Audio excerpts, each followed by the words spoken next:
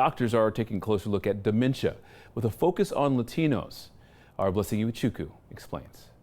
I'm at a senior center on the southwest side of San Antonio, and the people here, they're doing all the right things. They're socializing, eating, and they just took a class, which is a great first step in lowering the risk of developing Alzheimer's, which is a disease that is targeting a specific group the hardest.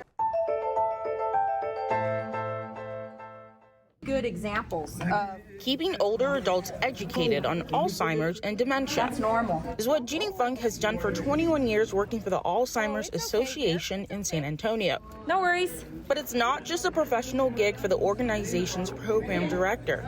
It's deeply personal for her as well. And I lost my mom in 2019.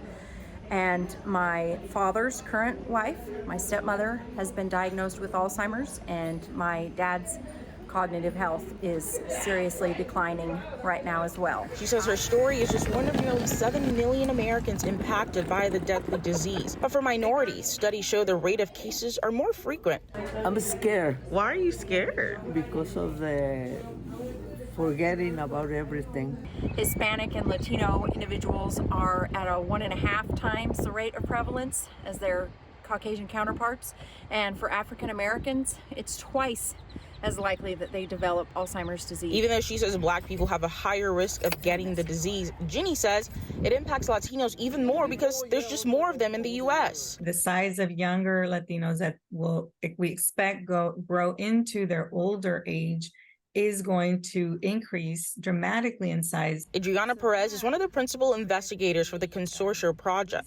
4 cities across the U.S. were picked to target the Latino population regarding clinical trials for dementia. San Antonio was the only Texas location. I think San Antonio is an ideal city because not just the Latino population, but where it's situated geographically. You know, we have Hispanic Latinos. The border is there in the state of Texas, where we know there is going to be a unique population of Hispanic Latinos, predominantly Mexican American. Researchers say less than 1% of Latinos participate in these trials. My mom. It has been 4 years since Ginny lost her mom to Alzheimer's. And this was an incredibly strong woman. And even though her battle is over, Ginny continues to work to help give others a fighting chance against this deadly disease that took her mother away from her. Thanks for watching our YouTube channel. For more refreshing stories about your community, click the subscribe button over here. You can also download our Spectrum News app and tune in to Channel 55 on Dish and DirecTV to get live news coverage, weather updates every 10 minutes, and more. We'll see you then.